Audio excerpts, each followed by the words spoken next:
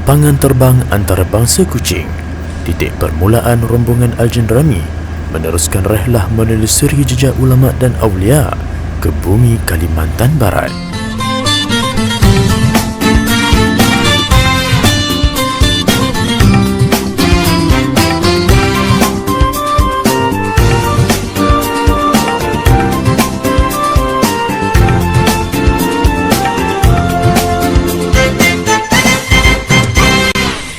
Seramai 55 orang jemaah melangkah bersama, bermusafir, bersilaturahim dan menziarahi makam kesultanan terdahulu, juga ke lokasi bersejarah kelahiran seorang ulama Melayu yang muktabar.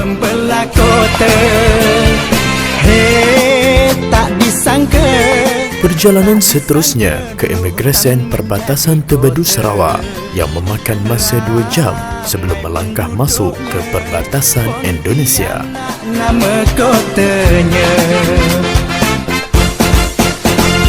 Sungai Kapuas punya cerita, bila kita minum airnya, biarpun pergi jauh ke mana, sungguh susah nak ngelupakannya. Perjalanan yang jauh dan panjang akhirnya membawa rombongan Al-Jendrami tiba ke destinasi Pontianak, Indonesia. Kapuas. Setibanya di waterfront kota Pontianak, rombongan disambut penuh mesra oleh Habib Umar bin Hashim Al-Qadri. Sampan laju dari hilir sampai ke hulu. Kemudian kami menaiki kapal Galah Herang yang akan menyusuri Sungai Kapuas sambil menikmati pemandangan indah dan hidangan istimewa nasi biryani khas Pontianak. Tak disangka dulu hutan menjadi kota, ramai penduduknya, Pontianak nama kotanya.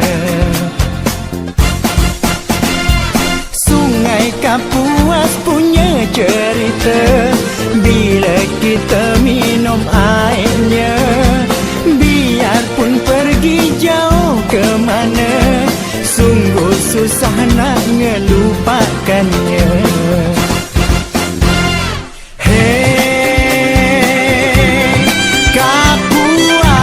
Usai menjamu selera, para jemaah dihiburkan dengan persembahan kasidah, hadrah dan marawis yang menghangatkan suasana sambil menikmati keindahan sekitar pelabuhan Pontianak di Sungai Kapuas.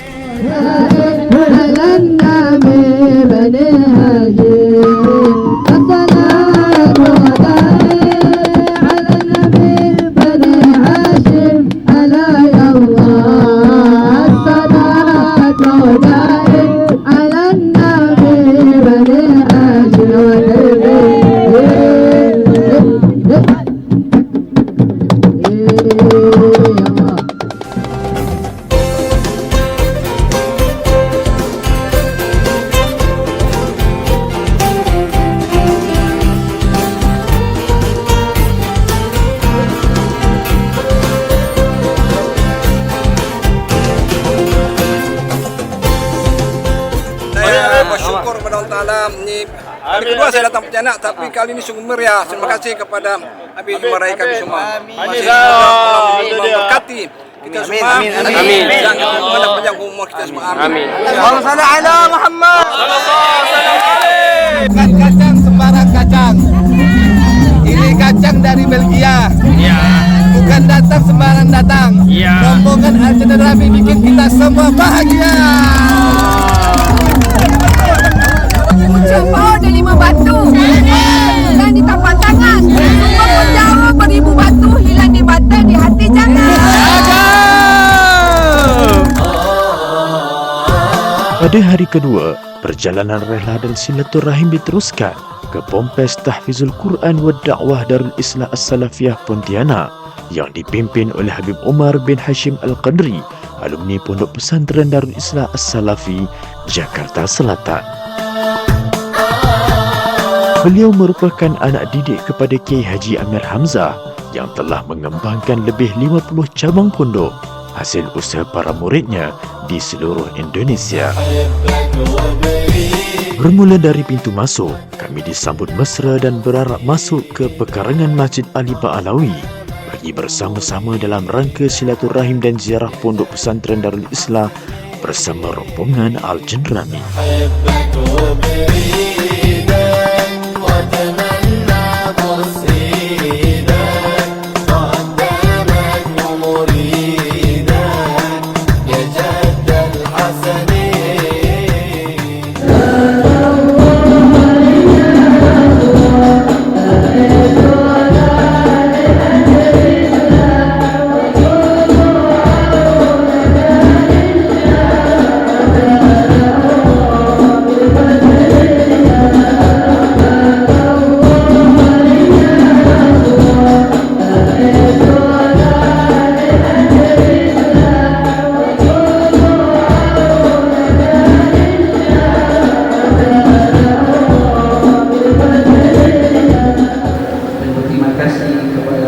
jamaah khususnya Syekhul Kiram Datuk Haji Muhammad Haji Hafiz bin Haji Sulaiman yang jauh-jauh dari Malaysia selama sudi datang ke tempat kami beserta rombongannya.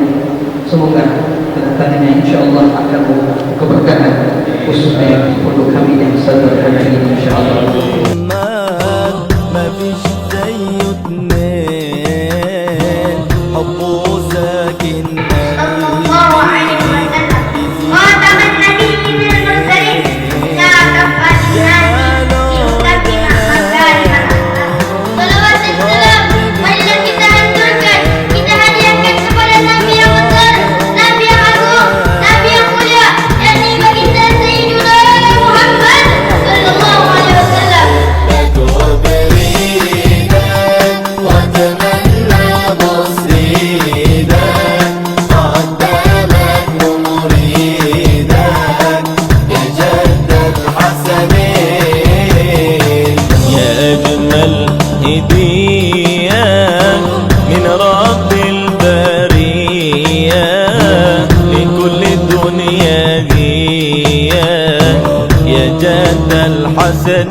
الحسنين ما كنت أمارها وانت اللي منورها ومفتح أسرارها يا سيدي يا جد الأمرين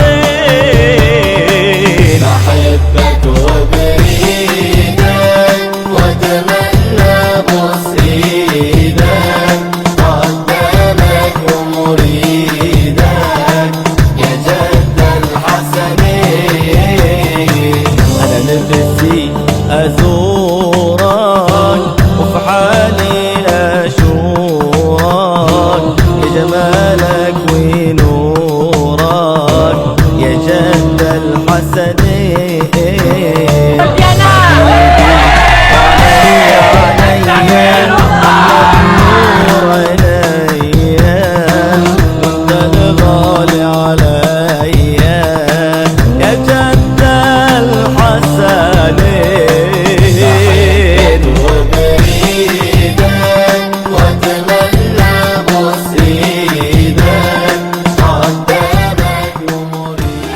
Seterusnya, para jemaah bersilaturahim dan menziarahi Syarifah Hubabah Anisa binti Yusuf Al-Haddad, salah seorang zuriat Rasulullah sallallahu alaihi wasallam yang dikenali dengan kemuliaan akhlak serta kekuatan ibadahnya.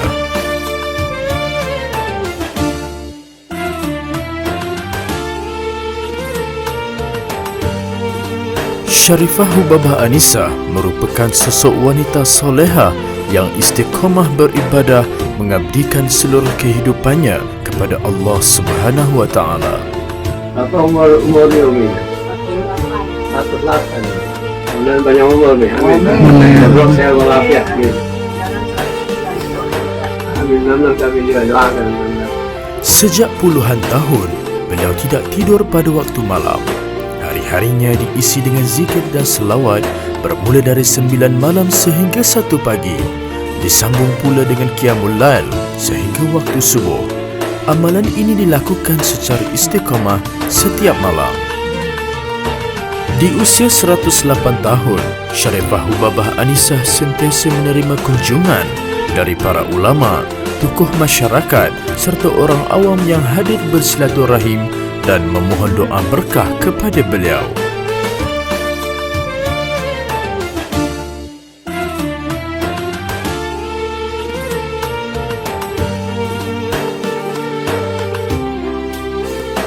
Di samping kediamannya, terdapat sebuah rumah makan percuma yang dibuka setiap hari untuk sesiapa sahaja.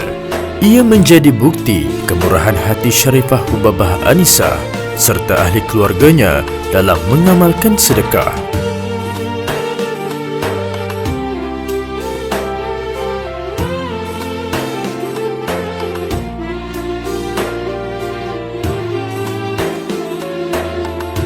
Seterusnya, para jemaah singgah di Masjid Jami' Sultan Syarif Abdul Rahman, masjid tertua di Pontianak yang menjadi saksi awal perkembangan Islam di bumi ini. Masjid Jami' Sultan Syarif Abdul Rahman Al-Ghadri adalah masjid yang tertua di Pontianak ini. Beliau mendakwahkan Islam di Pontianak ini awalnya adalah masjid terlebih dahulu. Kenapa beliau membangun masjid terlebih dahulu? Untuk mengingatkan, menyadarkan umat untuk mengingat Allah Subhanahu wa taala. Nah, mudah-mudahan dengan barokah kita solat di Masjid Jami' Sayyid Abdul Rahman Al-Ghadri ini, insya-Allah segala hajat dan keinginan kita dikabulkan Allah Subhanahu wa taala. Dan mudah-mudahan sejarah ini adalah merupakan sebuah momentum yang baik, yang tepat untuk menjelajahi sejarah-sejarah Islam, kebudayaan Islam, perjuangan Islam. Maka Pontianak ini adalah Pontianak yang dibangun oleh para ulama, dibangun oleh para aulia-aulia Allah Subhanahu wa taala, yang abahnya seorang wali min aulailah, yaitu Al-Habib Husain bin Ahmad bin Husain Al-Ghadri, yang insyaallah kita akan ziarah ke Mempawah insyaallah. Dan beliau seorang ulama, seorang mufti yang mendakwakan Islam yang ada di kota Mempawah, dan beliau memiliki seorang putra yang bernama As-Sarib Sultan Abdul Rahman Ibni Habib Husain Al-Ghadri. Atas perintah abah beliau lah sehingga beliau mendakwakan Islam di kota Pontianak ini.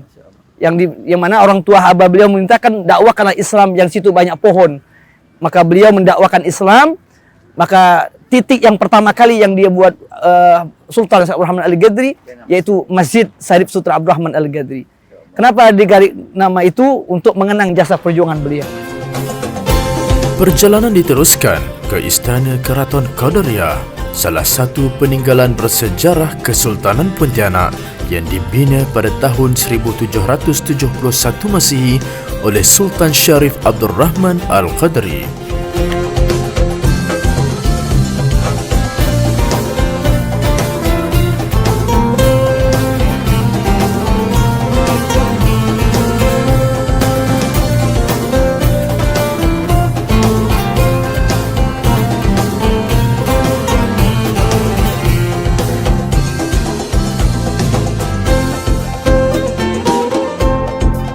Dengan struktur binaan megah berwarna kuning diraja dan diperbuat daripada kayu ulin atau kayu besi, istana ini kekal kukuh hingga ke hari ini.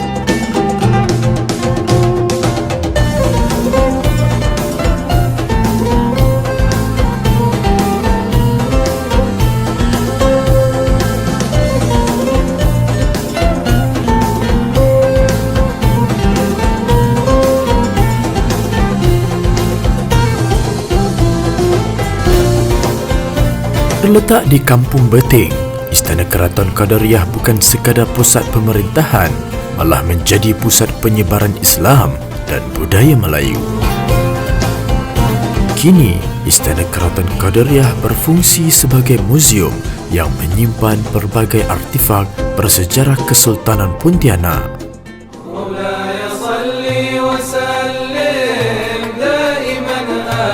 Setelah menelusuri sejarah pemerintahan Kesultanan Pontianak, para jemaah meneruskan ziarah ke makam Sultan Syarif Abdul Rahman Al-Qadri di Kompleks Makam Kesultanan Pontianak, Batu Layang.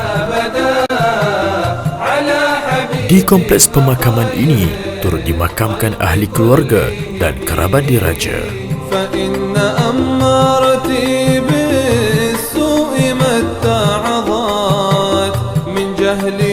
بنذير الشيب والهرم ولا أعدت من الفعل الجميل قراء ضيف ألم برأسي غير محتشم. Para jemaah juga berkesempatan menziarahi makam ayahanda kepada Habib Umar bin Hashim, iaitu Habib Hashim bin Sa'id Al-Qadri.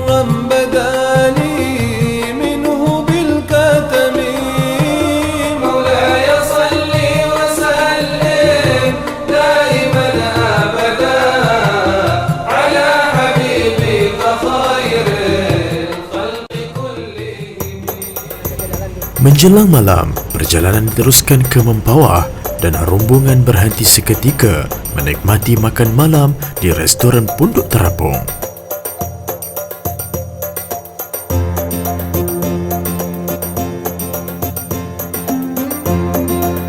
Meskipun di kawasannya agak terpencil dan tersembunyi, restoran berbentuk kapal ini menjadi tempat kami berehat dan menikmati makan malam sebelum meneruskan rehlah seterusnya.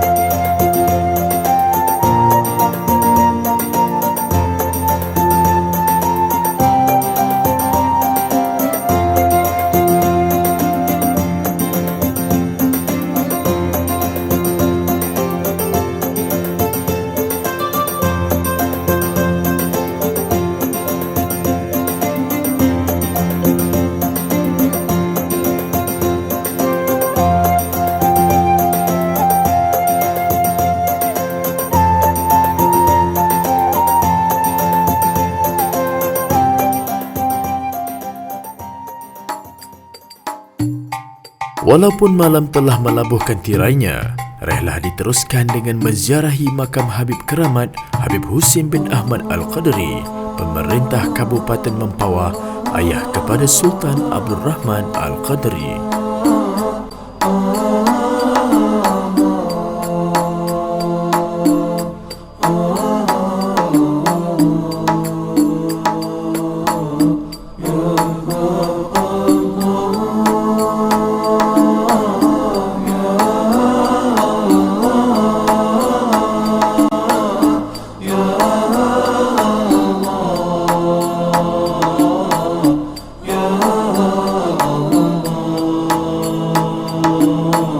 Dari Hadramut Yaman, beliau bersama 3 sahabatnya dengan marga Asgab, dengan marga Al-Quraish. Kalau nggak salah itu di antara 2 marga itu. Berpencar mereka bertiga sahabat itu datang dari Hadramut, kalau nggak salah dari Aceh. Aceh beliau dakwah di sana berapa bulan, berapa tahun, beliau langsung ke Palembang. Dari Palembang beliau mendakwahkan Islam di Semarang. Dari Semarang juga sempat pindah ke Jakarta. Dari Jakarta sampai ke Kalimantan Barat ini. Nah, Kalimantan Barat ini beliau mendakwakan singgah di Matan. Matan itu ada daerah Ketapang, ada raja di sana. Nah, beliau bertemu dengan seorang raja yang betul-betul mencintai ulama. Tapi karena di sana nggak ada ulama, nggak ada yang pensyiaran Islam. Melihat dari Habib Husin ini orangnya lembut, penyayang, orang alim, juhud dan wara, akhirnya beliau mengajar ngaji di sana. Sehingga kelembutan beliau, kearifan beliau itu sehingga masyarakat menerima ajaran beliau itu. Nah, adat orang-orang Ketapang itu makan sirih. Itu makan sirih enggak ya? Nah, itu adat orang-orang Bugis, adat-adat orang Melayu. Nah, beliau bertemu dengan sejagut merah. Sejagut merah ini orangnya kasar, besar tinggi. Kalau marah dia menghancurkan barang yang ada di depan raja-raja sultan itu. Kebiasaan raja-raja terdahulu, ketika mereka datang orang-orang soleh, orang-orang baik, maka mereka akan saji makanan termasuk sirih itu. Jadi sirih itu adalah menerima tamu secara terhormat, makan sirih. Nah, ternyata si janggut merah ini ketika dia marah memberikan sebuah perkataan sehingga tempat sirih itu patah. Karena orang yang besar tinggi, kemarahan itu dilimpahi dengan mematahkan sirih, tempat sirih, dan termasuklah memotong buah pinang itu. Iya, patah, apa namanya? Kacip. Sehingga raja itu marah. Bagaimana ini bisa begitu? Sehingga si raja itu merasa malu karena dia bertemu dengan tamu-tamu yang mulia, maka minta ganti dan sebagainya. Maka Habib Husin mengatakan dengan cara mengambil tempat yang patah itu beliau ambil, beliau gabungkan lagi, dan beliau berdoa kepada Allah dan disatukan barang itu. Disatukan lagi dengan izin Allah, bersatu kembali. Itu karomahnya Habib Husin.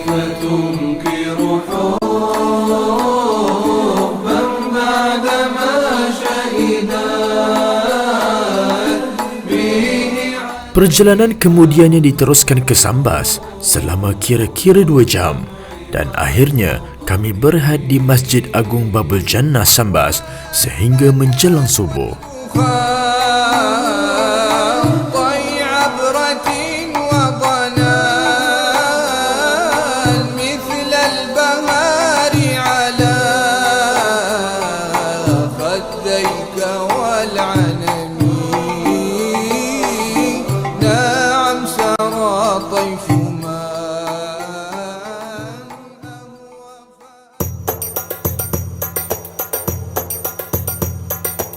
Tatkala mentari terbit memancarkan cahaya di ufuk langit dari bumi Sambas, para jemaah meneruskan rehlah dan ziarah pada hari ketiga.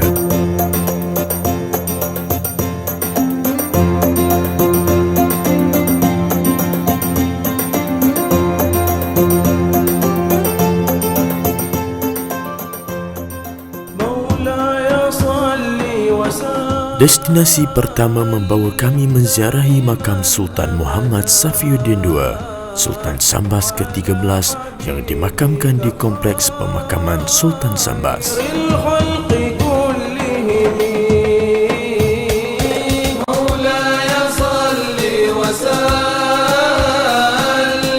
Radin Afifuddin bin Radin Ishaq Keluku yang digelar Sultan Muhammad Safiuddin II bin Sultan Abu Bakar Tajuddin II merupakan Sultan ke-13 Kesultanan Sambas.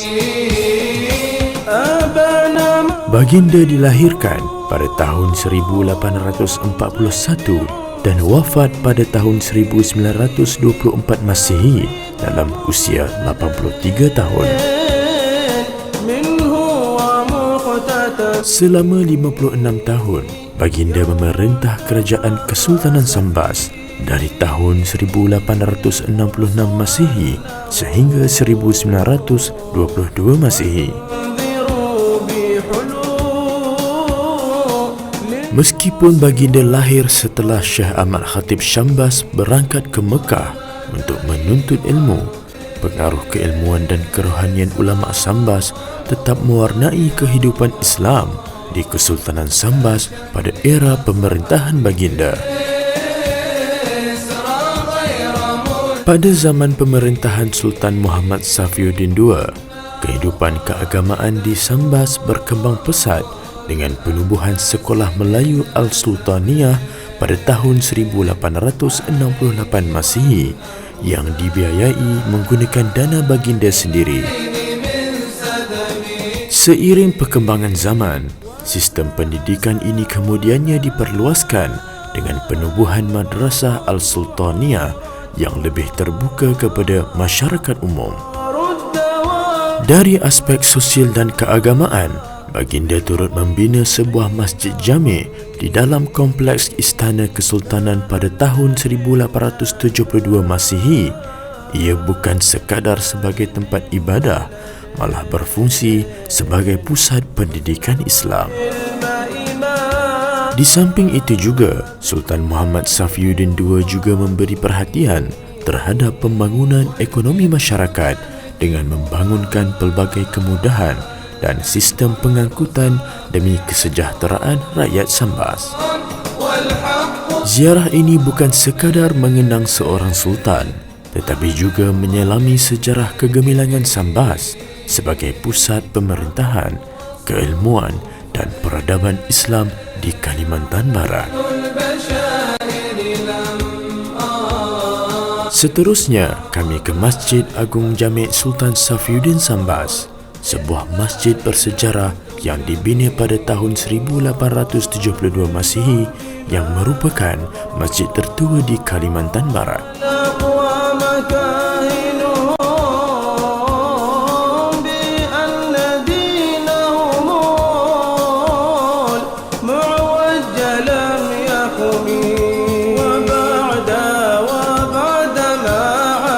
Seni bina masjid ini menampilkan ciri khas Melayu dengan penggunaan kayu ulin dan kayu besi sebagai bahan utama. Warna kuning yang mendominasikan bangunan masjid melambangkan identiti serta kedaulatan Kesultanan Sambas.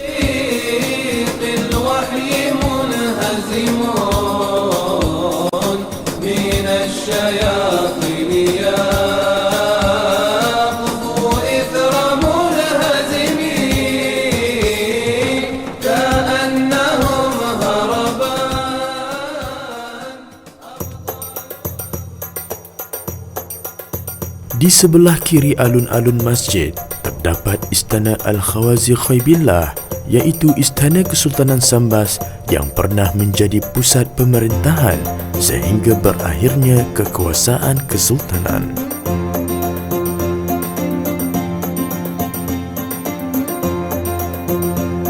Namanya yang unik diertikan semoga Allah melimpahkan rahmat, redha dan ampunan bagi raja dan rakyatnya. Istana yang terletak di desa dalam kaum kecamatan Sambas ini menyimpan pelbagai artifak dan peninggalan bersejarah Kesultanan Sambas. Kini, Istana Al-Wazi Khaybillah dijadikan sebagai muzium.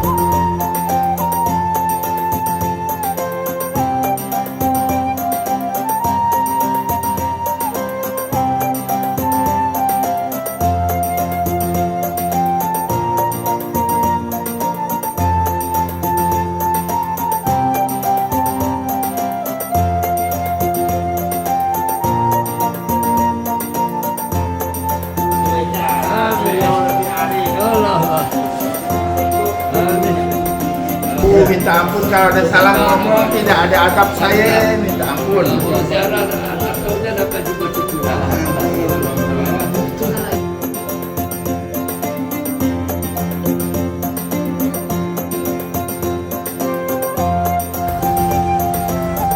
Selepas itu, kami mendaftar masuk ke Hotel Pantura Sambas untuk berehat, bersantai dan melakukan aktiviti bebas sehingga malam.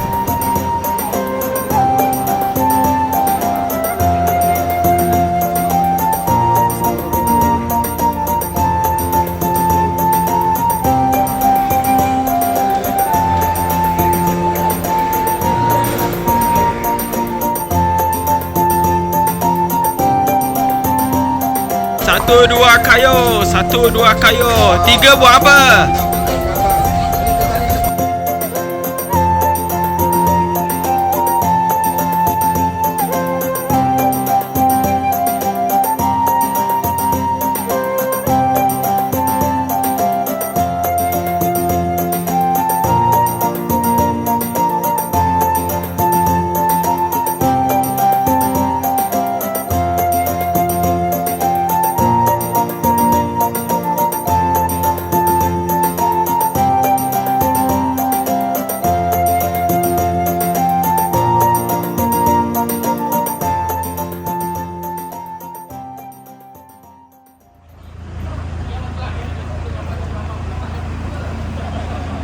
Tujuh 7:30 pagi, kami mendaftar keluar dari hotel selepas bersarapan dan bersiap sedia untuk meneruskan perjalanan pulang ke tanah air.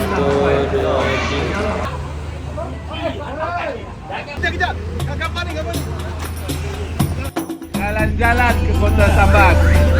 Janganlah lupa membeli teri. Jika ada waktu masa lepas, InsyaAllah kita akan berjumpa kembali. Amin. Memang ahli pangkat lah. Umur di ladang. Boleh kami menumpang mandi. Kalau ada umur yang panjang, boleh kita berjumpa lagi. Kanan jauh ke tengah. Minum baik. Sabar juga. Lancar badan. Dan tanam. Biar baik tenang. Sebelum berpisah, para jemaah saling bersalaman dan bergambar sebagai kenangan manis sepanjang rihlah ini.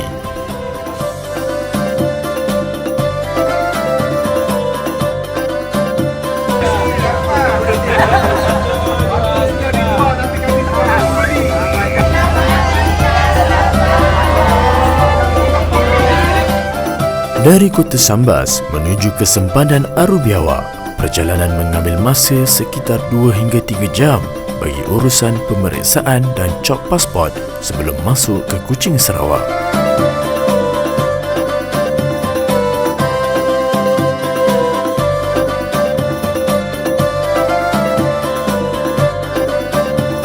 Setibanya di Kuching, kami mendaftar masuk ke Hotel Dormani untuk berehat seketika.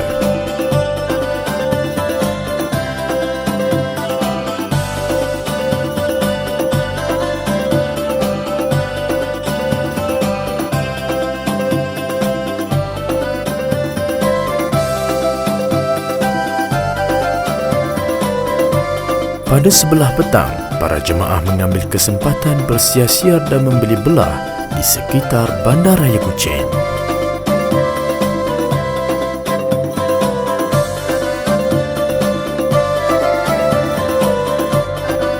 Kek lapis Sarawak merupakan antara sajian warisan dan kebanggaan masyarakat Sarawak, khususnya ketika musim perayaan.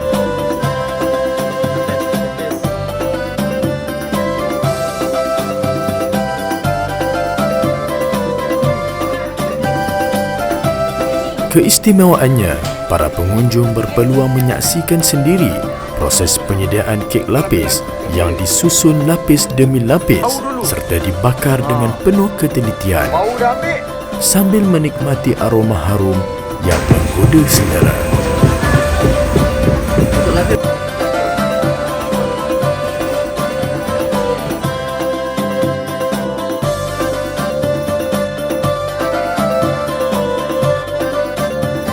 Kunjungan ke Kuching terasa tidak lengkap tanpa membawa pulang kek lapis sebagai buah tangan.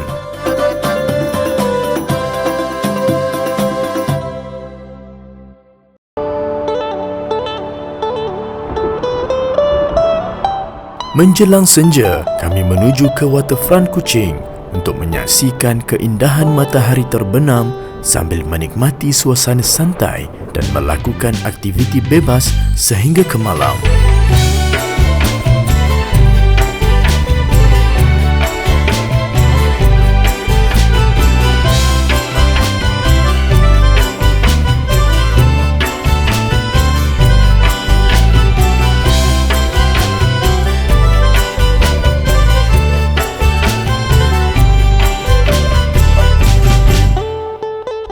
Demikianlah perjalanan rihlah kami selama 5 hari 4 malam di dalam menelusuri jejak ulama dan aulia di bumi Kalimantan Barat, Indonesia.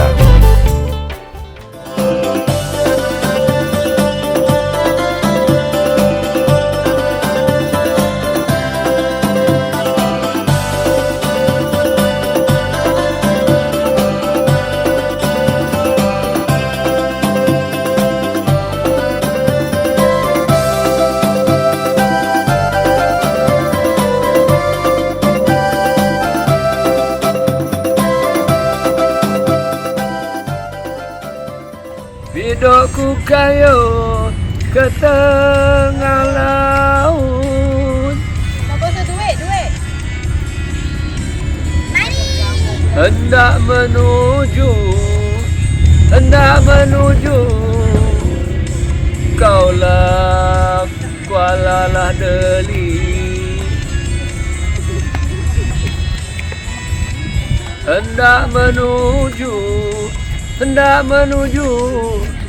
ke Kuala Deli. Melayu. Sungguh hatiku sudahlah terpaut.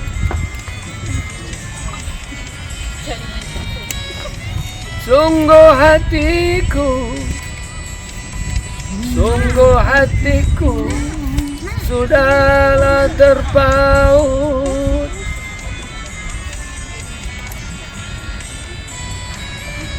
Mengapa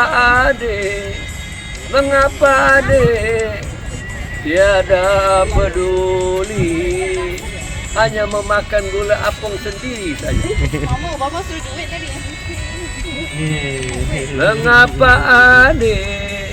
Mengapa adik tiada peduli, memakan gula apung seorang diri, meninggalkan kekasih bersendiri.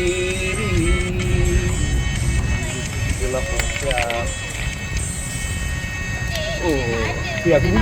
kasih. Tak payah tepuk. Terima kasih.